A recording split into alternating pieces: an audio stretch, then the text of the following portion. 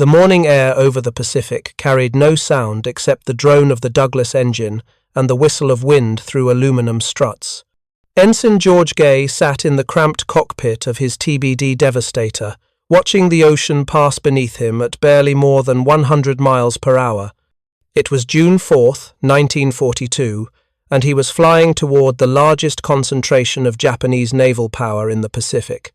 His torpedo bomber, a machine already obsolete when the war began, carried a single Mark 13 torpedo that had perhaps a 50-50 chance of exploding if it hit anything at all.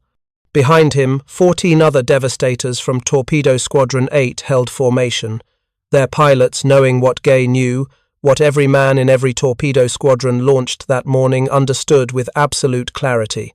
They were being sent to die. If you're enjoying this deep dive into the story, hit the subscribe button and let us know in the comments from where in the world you are watching. From today, the decision that sent these men to their deaths would be debated for decades. Some would call it a criminal waste of life, a tactical blunder born of desperation. Others would recognize it as the most calculated sacrifice in naval warfare, a deliberate exchange of blood for time, of lives for positioning. What cannot be debated is the mathematics. 41 Devastators would attack the Japanese carriers that morning. 35 would be shot down. Not a single torpedo would strike home. And yet, within 30 minutes of their destruction, 3 Japanese fleet carriers would be burning wrecks, and the course of the Pacific War would shift irrevocably toward American victory. The men who died in the obsolete torpedo bombers would never know that their sacrifice had won the battle. They went to their deaths believing they had failed. The Battle of Midway did not begin on June 4th. It began in the minds of Japanese naval planners months earlier, in the flush of victory that followed Pearl Harbor. Admiral Isoroku Yamamoto, commander of the combined fleet, understood something that many of his colleagues chose to ignore. Japan had not destroyed American naval power at Pearl Harbor. It had awakened it. The American carriers, absent from Pearl Harbor that December morning, remained intact, and carriers, Yamamoto knew, would decide the Pacific War. He needed to draw the American fleet into a decisive battle and destroy it utterly. Midway, a tiny atoll 1,100 miles northwest of Hawaii, would be the bait. The strategic logic was impeccable. Midway held an American airbase and sat astride the approaches to Hawaii. Its capture would extend Japan's defensive perimeter and force the Americans to respond with everything they had. Yamamoto assembled the most powerful naval force Japan had ever put to sea: 4 fleet carriers, 2 light carriers, 11 battleships, 16 cruisers, and 46 destroyers. The carrier striking force alone, under Vice Admiral Chuichi Nagumo, represented the elite of Japanese naval aviation. These were the same carriers, the same pilots, who had devastated Pearl Harbor, who had sunk the British Prince of Wales and Repulse, who had raided Ceylon and driven the Royal Navy from the Indian Ocean. In 6 months of war, they had not known defeat. The Americans knew they were coming. Navy cryptanalysts, working in a basement in Pearl Harbor, had broken the Japanese naval code designated JN-25. They could not read every message, but they could read enough. Admiral Chester Nimitz, commanding the Pacific Fleet, knew the target, knew the timing, and knew he had to fight with what he had. What he had was 3 carriers: Enterprise, Hornet, and Yorktown, the last so badly damaged at the Battle of the Coral Sea that she should have spent months in a shipyard. Instead, Pearl Harbor's repair crews had 1,400 men working around the clock for 72 hours straight. They could not fix everything. They could make her float and launch aircraft. It would have to be enough. Nimitz gave tactical command to Rear Admiral Raymond Spruance, who flew his flag aboard Enterprise. Spruance was not a naval aviator. He was a cruiser commander, methodical and cautious by nature, thrust into a role he had never trained for because Vice Admiral William Halsey, who should have commanded, was in hospital with severe dermatitis. The decision would prove to be one of the most fortunate accidents of the war. Halsey was aggressive, sometimes recklessly so. Spruance was calculating. He would need every ounce of that calculation on June 4th. The TBD Devastator had been the U.S. Navy's first all-metal monoplane torpedo bomber, and when it entered service in 1937, it represented the cutting edge of naval aviation. By 1942, it was a flying coffin. Top speed, 115 miles per hour with a torpedo slung beneath its belly. Defensive armament, single 50 caliber machine gun firing forward, one 30 caliber gun mounted in the rear cockpit. That rear gun would be operated by a radio man gunner whose life expectancy, once Japanese fighters arrived, could be measured in seconds. The torpedo itself, the Mark 13, was a marvel of unreliability. It ran too deep, ran in circles, or simply failed to detonate roughly half the time. And to have any chance of a hit, a Devastator had to fly straight and level at less than 100 feet altitude at its slowest possible speed for the entire final run toward the target. In military aviation, this is called a stable firing platform. In reality, it was a recipe for massacre. Every pilot who flew the Devastator knew these things. The Navy knew them. The squadrons had trained for years with these machines, and they understood their limitations with the intimacy of men whose lives depended on that knowledge. Torpedo Squadron 8, flying from the carrier Hornet, was commanded by Lieutenant Commander John Waldron, a man of part Sioux ancestry who had earned a reputation as a fierce trainer and an aggressive tactician. He had pushed his men hard, drilling them endlessly on low-level navigation and torpedo runs, preparing them for exactly this kind of mission. On the evening of June 3rd, as Hornet steamed toward the interception point, Waldron gathered his pilots and spoke plainly. He told them they would likely encounter the Japanese carriers the next day.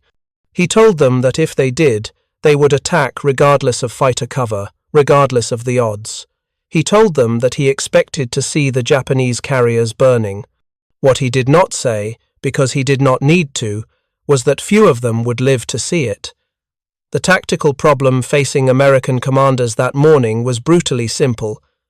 To strike the Japanese carriers, they needed to launch at maximum range, because getting closer meant risking their own carriers to Japanese counterattack. But launching at extreme range meant aircraft would be operating at the edge of their fuel capacity, and it meant coordinating a strike with multiple aircraft types, fighters, dive bombers, and torpedo bombers, each with different speeds, different fuel requirements, different tactical roles. The ideal attack would have fighters arriving first to suppress the Japanese combat air patrol, dive bombers hitting from high altitude to scatter the carriers and force them to turn, and torpedo bombers attacking from low altitude to catch the carriers unable to maneuver. Coordinating all of this across 3 carriers, across hundreds of miles of empty ocean, with primitive radios and no radar homing, was nearly impossible. It proved to be completely impossible. The strike groups launched in a ragged sequence throughout the morning, with fighter coverage that was either insufficient, badly positioned, or absent entirely. Hornet's strike group, which included Waldron's Torpedo Squadron 8, became separated almost immediately. The fighters and dive bombers flew one heading. Waldron, certain the Japanese carriers lay in a different direction, broke formation and flew his own course. He was right. His 15 Devastators found the Japanese carriers alone, without fighter escort, without dive bombers to split the enemy's defenses. Just 15 slow-moving torpedo planes against 4 fleet carriers and their escorting screen of cruisers and destroyers, all of it protected by dozens of Mitsubishi Zero fighters. Waldron did not hesitate. He waggled his wings, the signal to attack, and dropped to wavetop height. His squadron followed him down. They spread into a loose line abreast formation, each plane selecting its own target, and began their run. The Japanese spotted them immediately. Combat Air Patrol Zeros dove on them. The destroyers opened fire. The carriers themselves began launching more fighters, even as they turned to comb the tracks of the incoming torpedoes. What followed was not a battle, it was an execution. The Zero was faster, more maneuverable, and more heavily armed than any American fighter in the Pacific in 1942. Against the lumbering Devastator, it was a shark among minnows. The Zeros made their passes from dead astern, where the Devastator's single rear gun provided almost no protection, and they fired at close range with 20mm cannon that ripped through aluminum and flesh with equal ease. The first Devastator went down almost immediately, cartwheeling into the ocean in a spray of white water, then another, then 3 more. The squadron's line began to disintegrate. Some pilots managed to release their torpedoes before they died. Most did not. Ensign George Gay, his plane shredded by cannon fire, his gunner dead in the rear seat, dropped his torpedo and then crashed into the sea at over 100 miles per hour. The impact knocked him unconscious. When he came to, floating in the water amid the wreckage, he looked up to see the last of Torpedo Squadron 8 going down.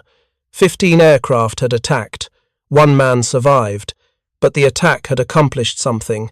It had drawn the Japanese Combat Air Patrol down to sea level.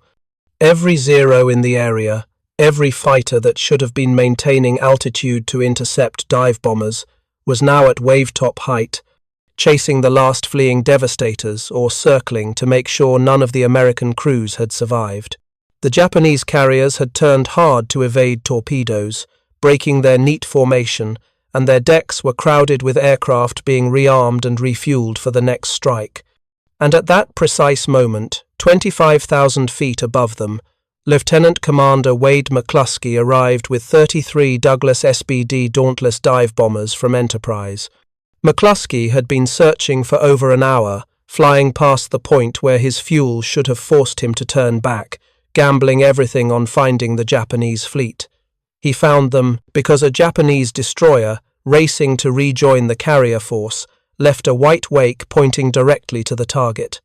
McCluskey looked down and saw 4 carriers, unaware of his presence, their fighters out of position, their decks packed with armed and fueled aircraft. He rolled into his dive. Torpedo Squadron 6 from Enterprise had reached the Japanese fleet minutes after Waldron's squadron was annihilated. They attacked without hesitation, even though they could see the funeral pyres of Torpedo Squadron 8 still burning on the water.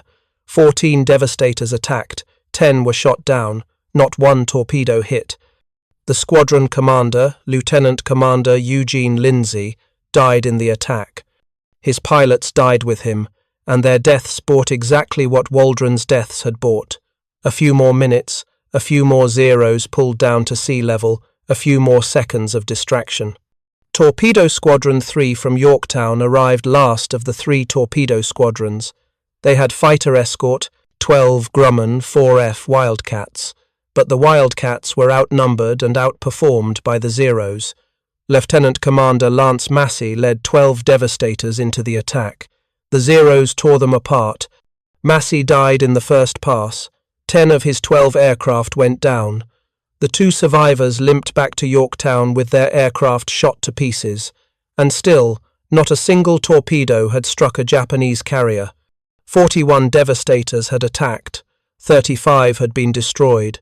The sacrifice appeared to be for nothing. If you find this story engaging, please take a moment to subscribe and enable notifications. It helps us continue producing in-depth content like this. McCluskey's dive bombers plunged toward the Japanese carriers at terminal velocity, nearly 300 miles per hour, the SBD Dauntless proving itself to be exactly what its name suggested: steady, reliable, deadly. The dive bomber pilots had trained for this, had practiced until they could place a bomb within feet of where they aimed it, and now they aimed at the most vulnerable targets in the Pacific Fleet. The carrier Kaga took 4 direct hits within the span of minutes. 1 bomb penetrated the flight deck and detonated in the hangar among armed aircraft and exposed fuel lines. The carrier transformed into a floating inferno. Akagi, Nagumo's flagship, took a single hit that should have been survivable, except that the bomb struck near the amidships elevator just as aircraft were being brought up from the hangar. The explosion touched off secondary detonations that ripped through the ship. Admiral Nagumo and his staff evacuated to a cruiser. Akagi burned for hours before being scuttled. Soryu, the third carrier, was hit almost simultaneously by dive bombers from Yorktown that had arrived minutes after McCluskey's group. 3 bombs struck her deck in rapid succession. Like Kaga and Akagi, she had been caught with her deck packed with armed and fueled aircraft. The fires spread uncontrollably. Within 20 minutes, all 3 carriers were abandoned wrecks, drifting pyres that would burn until they sank. The attack had lasted approximately 5 minutes.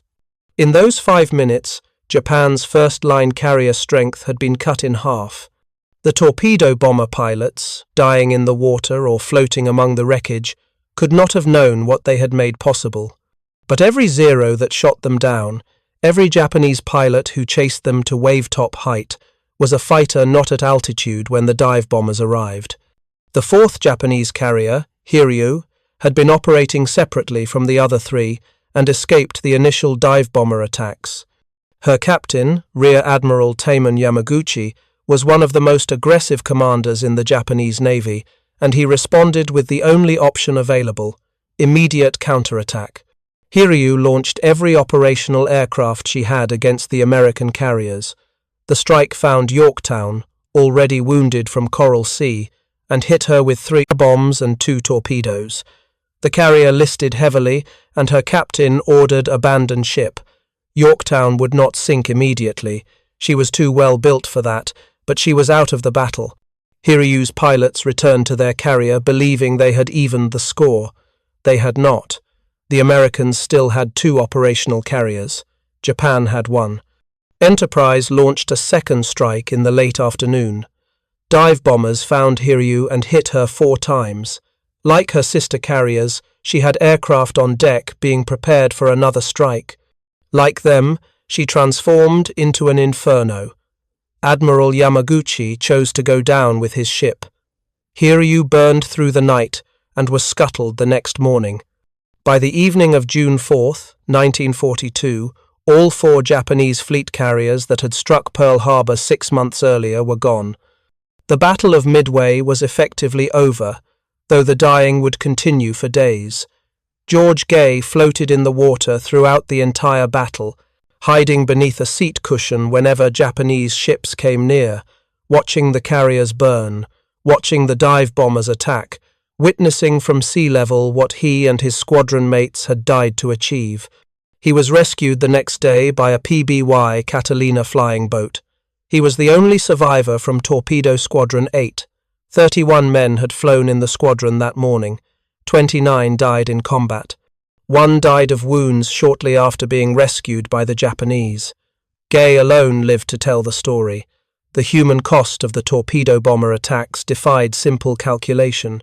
These were not anonymous casualties, not statistics to be tallied and filed away. They were men with names, with families, with lives interrupted by war and ended by fire and water.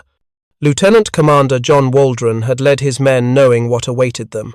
He died in his cockpit, his aircraft shot to pieces, still trying to reach a Japanese carrier. Ensign Bill Evans was 23 years old. Ensign Jeff Woodson was Privex, 24. Machinist Tom Petty, the rear gunner in one of the Devastators, had been in the Navy for 8 years and had survived Pearl Harbor. He did not survive Midway. Torpedo Squadron 6 from Enterprise lost 10 of 14 aircraft. Lieutenant Commander Eugene Lindsay, the squadron commander, had graduated from the Naval Academy in 1929. He had 13 years of service and a wife waiting for him in Hawaii. He died trying to launch a torpedo. Ensign Eversole was shot down, Ensign Laub was shot down, Ensign Irwin was shot down. The list reads like a roll call of the dead, which is exactly what it was. The squadron's radiomen and gunners, men whose names appeared only in personnel records, died in rear cockpits with single machine guns against cannon-armed fighters. They had no chance. They attacked anyway. Torpedo Squadron 3 from Yorktown lost 10 of 12 aircraft. Lieutenant Commander Lance Massey, leading the attack, was killed in the first minute. Ensign Dib died trying to evade Zeros. Ensign Moore died on his torpedo run. Ensign Darce died in the water after his plane was shot down. Machinist Brazier, Massey's radio man gunner, died with his commander. 19-year-old aviation radioman Harry Ferrier survived being shot down, was rescued, and flew again that afternoon. He was one of the lucky ones. The squadron buried most of its dead at sea, if there were bodies to bury. The question that haunted survivors and historians alike was whether the torpedo attacks had been necessary. Could the dive bombers have succeeded without the torpedo bombers drawing the Japanese fighters down to sea level? The answer is complex and uncomfortable. Japanese combat air patrol doctrine in 1942 emphasized low-altitude intercepts against torpedo bombers, which were seen as the primary threat to carriers. Dive bombers, while dangerous, attacked from high altitude and could be evaded by radical maneuvering. The Japanese fighter direction system was primitive by later standards, with limited radar and poor radio communications. Once Zeros committed to low altitude, they could not quickly reposition to high altitude. The torpedo attacks forced Japanese carriers to maneuver violently, breaking formation and making it difficult to launch additional fighters. They created chaos in the Japanese defensive system at precisely the moment when coordination was most critical, and they consumed time-precious minutes during which American dive bombers were searching for the fleet. Without the torpedo attacks, the Japanese would have had those minutes to launch strikes of their own, to coordinate their defenses, to position fighters at multiple altitudes. The torpedo bomber crews did not destroy any carriers, but they created the conditions under which carriers could be destroyed. That was their mission. They succeeded at the cost of their lives. The decision to send them in without adequate fighter cover, without coordination with the dive bombers, has been criticized as tactical incompetence. Some historians argue that had the American strike been properly coordinated, with fighters suppressing the combat air patrol and dive bombers arriving simultaneously with torpedo bombers, the results would have been the same with far fewer losses. This criticism assumes a level of coordination that was simply not possible with the technology and training available in 1942. Radio communications between aircraft were unreliable. There were no airborne radar or homing beacons. Navigation over open ocean relied on dead reckoning and compass headings. The idea that multiple squadrons, launched from 3 different carriers at different times, could rendezvous in mid-air and coordinate an attack against a moving target was optimistic at best. Raymond Spruance, commanding the American carriers, faced a brutal calculus that morning. He knew the Japanese fleet was within strike range. He knew his own carriers were vulnerable to counterattack. He knew that every minute he waited increased the chance that Japanese scouts would locate him first. He could wait for perfect coordination and risk losing the initiative, or he could launch immediately and accept that his squadrons would attack piecemeal, disorganized, vulnerable. He chose to launch. The torpedo squadrons, being slower and requiring closer range for their weapons, would inevitably arrive first. Spruance knew this. He launched them anyway. Was it a calculated sacrifice? Did Spruance, a man known for his mathematical precision, deliberately send the torpedo bombers to die as a diversion? The historical record suggests something more complex and more human. Spruance launched everything he had as quickly as he could get it airborne, because waiting meant risking everything. He did not order the torpedo squadrons to attack alone. They arrived alone because of speed differentials, navigation errors, and the chaos of naval aviation in 1942. But once they arrived, they attacked, because that was their doctrine, their training, their duty. Waldron did not need Spruance to tell him to attack without fighter cover. He had already decided. Every torpedo squadron commander that morning made the same decision, the tactical doctrine of the U.S. Navy in 1942 held that torpedo attacks were essential to carrier warfare. The torpedo, striking below the waterline, could cause catastrophic flooding that bombs could not achieve. The Japanese carriers at Midway were ultimately destroyed by bombs, not torpedoes. But that outcome was not foreseeable to commanders making decisions that morning. They believed, based on pre-war doctrine and limited combat experience, that torpedoes were necessary, and so they sent the torpedo bombers in, knowing the cost, accepting it as the price of victory. The Japanese perspective on the battle reveals the other side of this equation. Admiral Nagumo's after-action reports, reconstructed from survivors' accounts, describe the torpedo attacks as primitive but courageous, and critically, as all-consuming of his fighters' attention. Japanese fighter pilots, many of them veterans with hundreds of hours of combat experience, described shooting down the Devastators as almost effortless. The American planes were slow, poorly armed, and flown by pilots who seemed to have no concept of evasive maneuvers. But there were so many of them, coming in waves, refusing to break off even when their squadrons were being massacred. The Zeros that should have been maintaining altitude found themselves drawn into the slaughter at sea level, and when they climbed back to altitude, exhausted and low on ammunition, the American dive bombers were already in their dives. Japanese aviation ordnancemen on the carriers described the chaos of trying to rearm aircraft while under continuous threat. Aircraft that had been armed with bombs for a strike on Midway were being rearmed with torpedoes for anti-ship attacks. Then intelligence suggested the American carriers were closer than expected, requiring a switch back to bombs. The process of rearming was time-consuming and dangerous, requiring ordnance to be moved from magazines to the hangar deck, then lifted to the flight deck. When McCluskey's dive bombers attacked, some Japanese carriers had armed ordnance sitting exposed on the hangar deck and the flight deck simultaneously, creating a catastrophic fire hazard. The torpedo attacks had forced this rushed rearming cycle by creating continuous pressure and denying the Japanese the time to do things properly. The Battle of Midway marked the end of Japanese naval dominance in the Pacific and the beginning of a long American counteroffensive that would end 3 years later in Tokyo Bay. But battles are not won by abstract forces or inevitable historical trends. They are won by decisions made under pressure, by men accepting terrible costs because they see no alternative, by calculations of blood and steel that reduce human lives to tactical necessities. The torpedo bomber crews at Midway were not sent to die by callous commanders indifferent to their fate. They were sent to attack by commanders who understood that without their attack, the dive bombers might fail, and if the dive bombers failed, the battle would be lost, and if the battle was lost, the war might be lost with it. Ensign George Gay spent the rest of the war in aviation training and test pilot duties.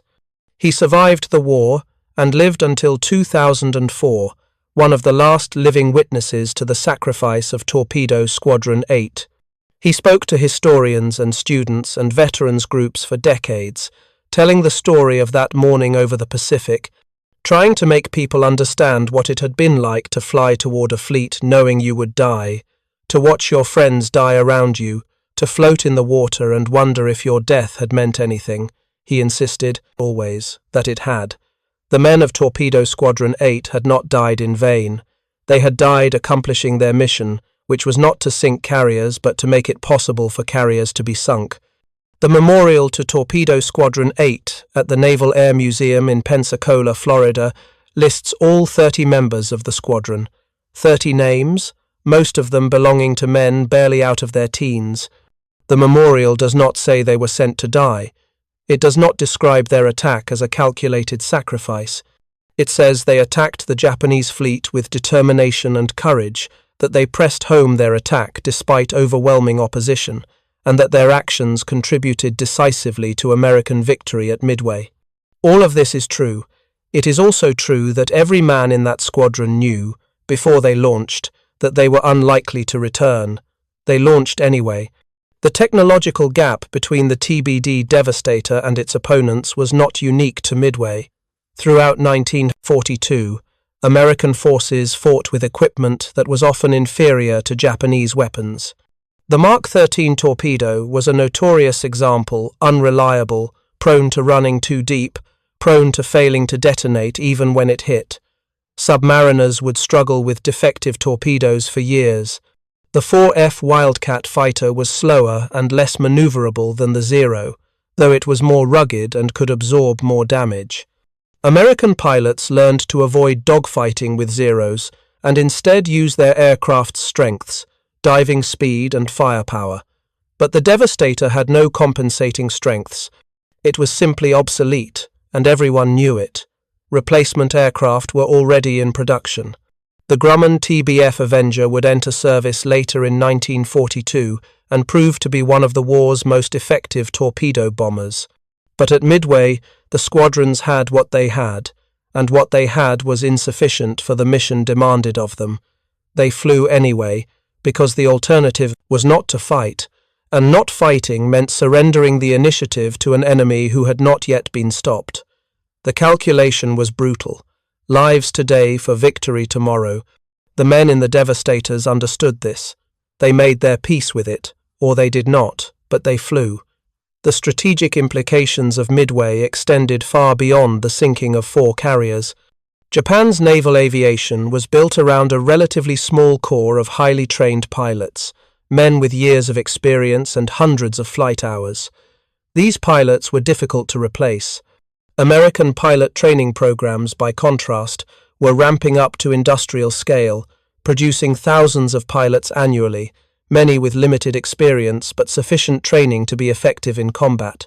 The loss of experienced aircrew at Midway hurt Japan more than the loss of the carriers themselves.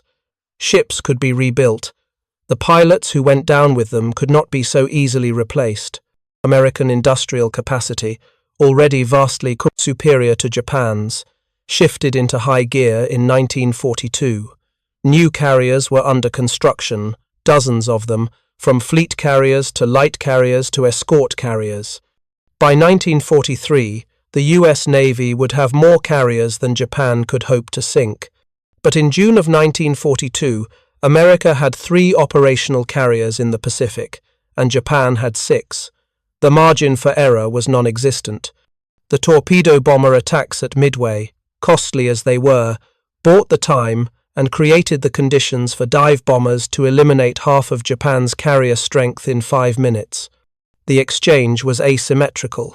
35 obsolete torpedo bombers and their crews for 4 fleet carriers and hundreds of Japan's best pilots. By the cold mathematics of industrial warfare, it was a bargain. But mathematics do not write letters to widows. They do not explain to parents why their sons died flying planes that could not protect them. The families of the torpedo bomber crews received telegraph notifications and folded flags and the thanks of a grateful nation, but none of that restored what was lost. The men who flew the Devastators into oblivion at Midway were not statistics. They were individuals who made the decision, moment by moment, to continue flying toward the enemy even as their squadron mates were being blown out of the sky. That kind of courage defies calculation.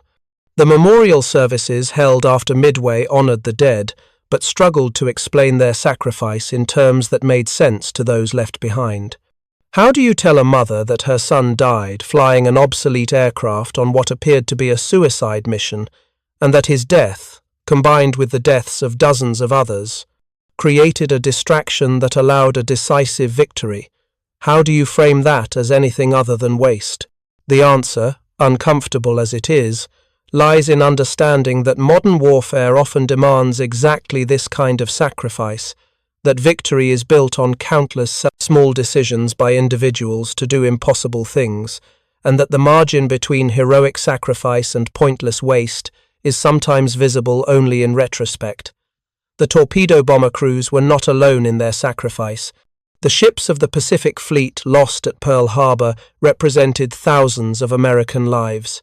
The Marines who would fight and die across countless Pacific islands were making the same calculation.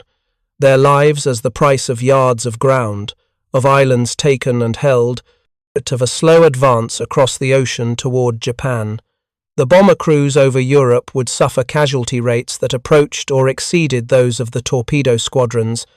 War consumed lives at an industrial scale, and the question was never whether men would die, but whether their deaths accomplished anything worth the cost. At Midway, the answer was unambiguous. The torpedo bomber attacks failed in their immediate objective.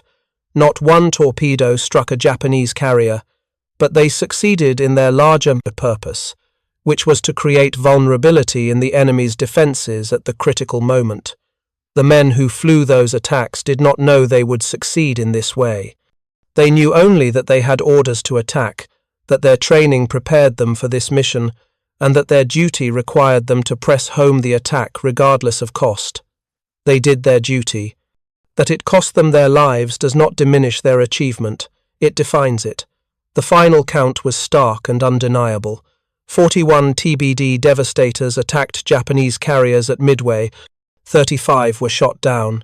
6 returned to their carriers, most of them badly damaged.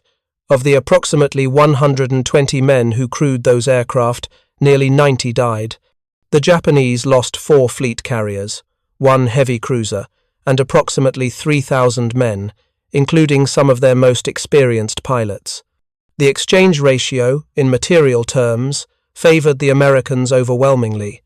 But the men who died in the Devastators did not die for favorable exchange ratios.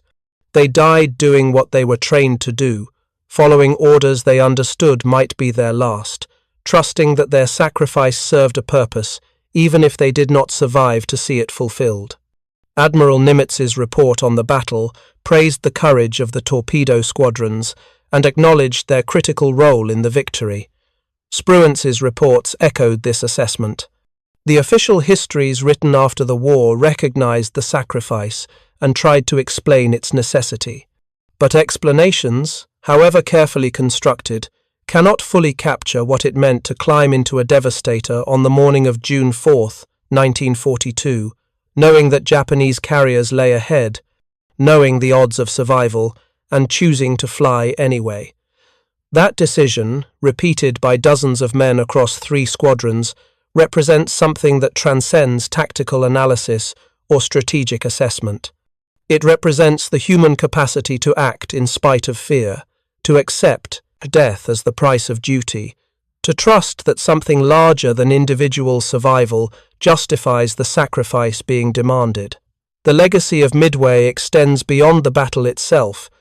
It established principles that would govern American naval aviation for the rest of the war and beyond.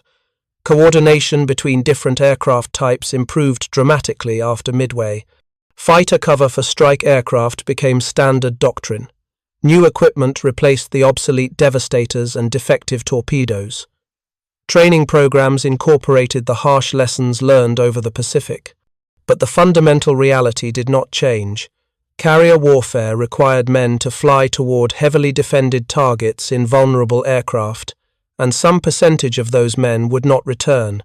The question was never how to eliminate risk, but how to manage it, how to maximize the chance of mission success while minimizing losses, how to balance the need for aggressive action against the imperative to preserve lives. The men who attacked at Midway did not have the benefit of improved doctrine or better equipment. They had what they had, and they did what they could with it. That their best was not enough to survive does not mean it was not enough to win. Victory at Midway was not achieved by any single action, but by the accumulation of many actions, some successful, some failures, all costly. The torpedo attacks were part of that accumulation. They were necessary, even if they were not sufficient. The men who flew them understood this, or they did not, but they flew regardless, and in their flying, in their dying, they contributed to something larger than themselves. Thank you for watching. For more detailed historical breakdowns, check out the other videos on your screen now, and don't forget to subscribe.